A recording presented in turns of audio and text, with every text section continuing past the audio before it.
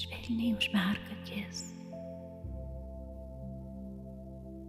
Leisk kūnui nurimti ir atsipalaiduoti.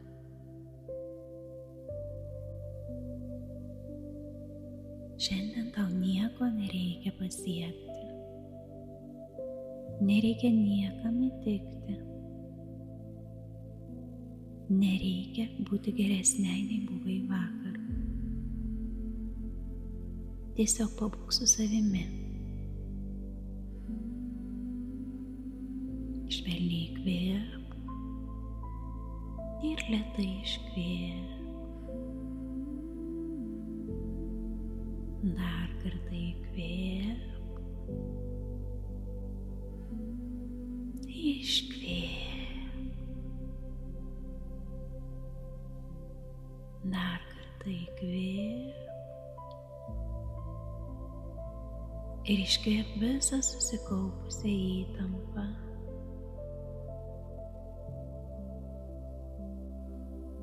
Paleisk įtampą.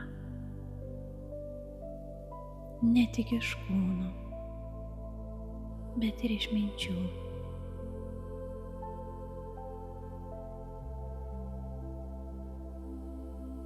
Dabar nukreipk dėmesį į save. Į tą savo dalį, kuri vis dar stengiasi. Stengiasi būti geresnė, gražesnė, protingesnė, ramesnė, kantriau mylinti, mažiau klystanti, labiau verta.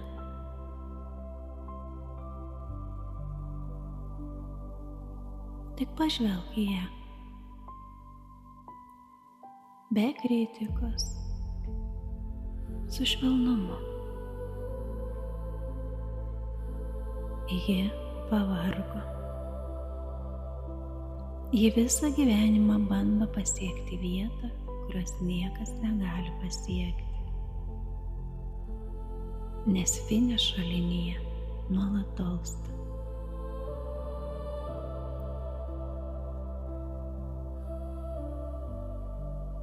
O dabar tyliai savęs paklaus.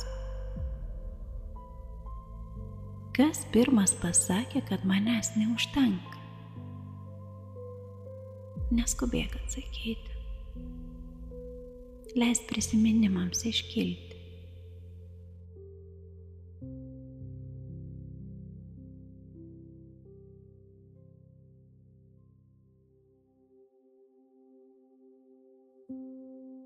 Gal tai buvo žvilgsnis, palyginimas, pastaba, nutylėjimas.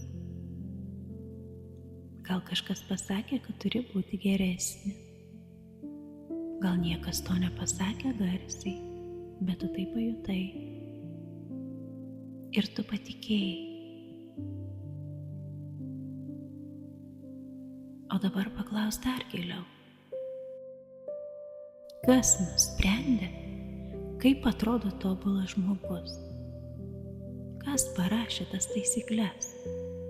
Kas jas patvirtina? Ar išvis egzistuoja toks žmogus, kuris gali patikti visiems? Kuris visiems atrodo tobulas? Jeigu vieni žavisi tyliais žmonėmis, o kiti drąsiais. Jeigu vieni vertina jautrumą, o kiti griežtumą. Jei vieniems grožis yra raukšlės, o kiti jų bijo.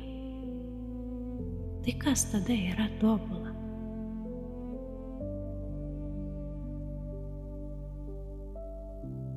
Gal tobulybė niekada nebuvo tiesa?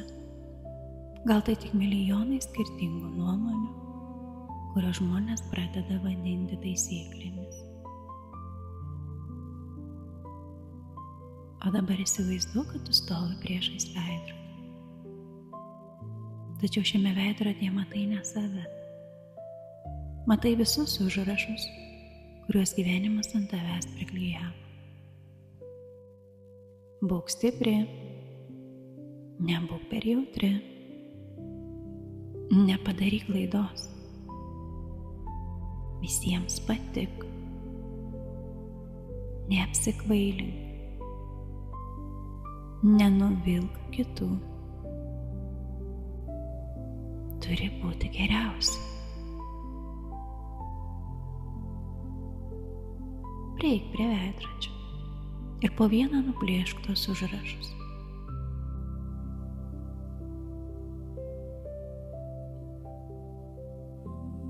Jie buvo priklijuoti ne tam, kad tave sunaikintų. Juos kūrė žmonės, kurie patys gyveno pagal svetimus standartus. Jie perdavė tau netiesą, jie perdavė savo baimes.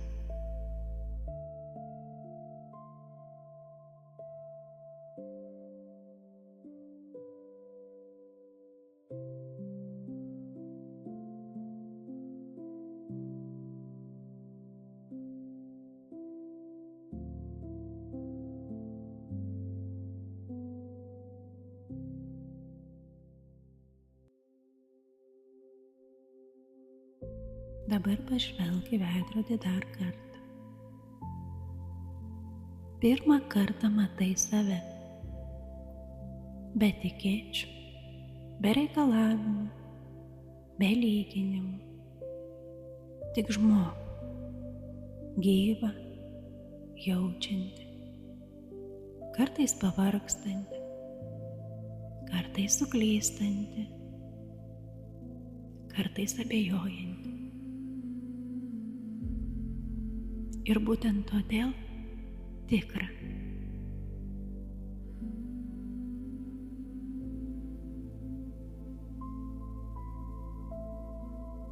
Dabar paklausk savęs.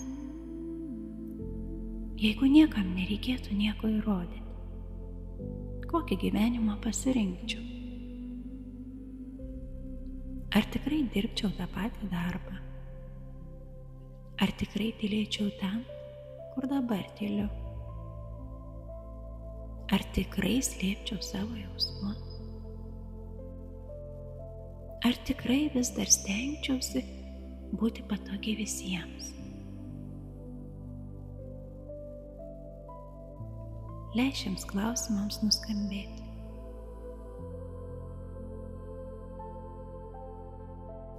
Nebūtina šiandien rasti atsakymą.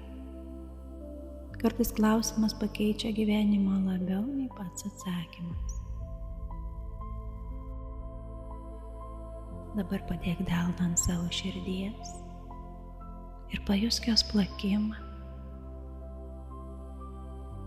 Ji plaka ne todėl, kad šiandien buvai tobula, ne todėl, kad viską padarei teisingai, ne todėl, kad visi tave patvirtino. Ji plaka todėl, kad gyveni ir vien to pakanka. Tavo vertė niekada neprasidėjo nuo pažymio, nuo atlyginimo, nuo svorio, nuo raukšlių, nuo pareigų, nuo kitų žmonių nuomonės. Ir ji niekada nuo jų nepriklausė.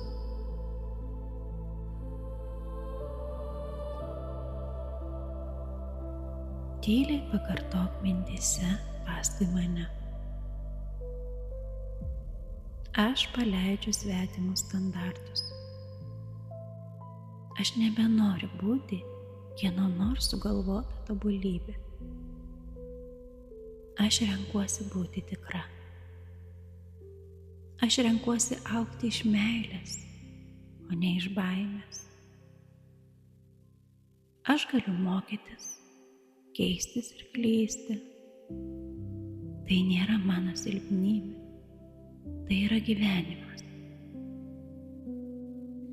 Aš daugiau neleisiu savo vertei priklausyti nuo kitų žmonių matavimo vienetų, nes mano vertė nėra nuomonė, ji nėra apdovanojimas, ji nėra pasiekimas, ji yra mano prigimtis.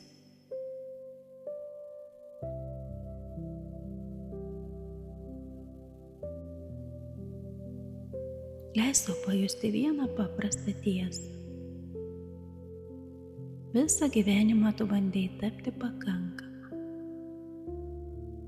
O jei ši kelionė niekada nebuvo reikalinga?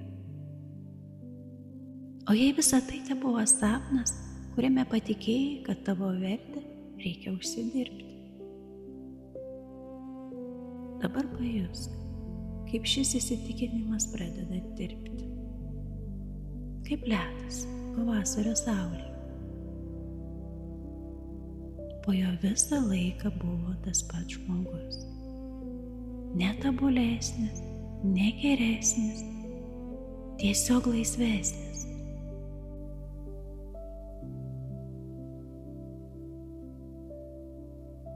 Dar kartą giliai įkvėpk ir lėtai iškvėpk. Kai atsimerksi, pasaulis tikriausiai nebus pasikeitęs. Žmonės vis dar turės savo nuomonės, savo lūkesčius, savo standartus. Tačiau tu dabar žinai tai, ko galbūt anksčiau nežinojai. Jie gali nuspręsti, kas jiems atrodo tobula, bet jie negali nuspręsti, kas tobula yra tau ir kokia yra tavo vertė. Nes ji niekada nepriklausė jiems. Ji visada priklausė tau.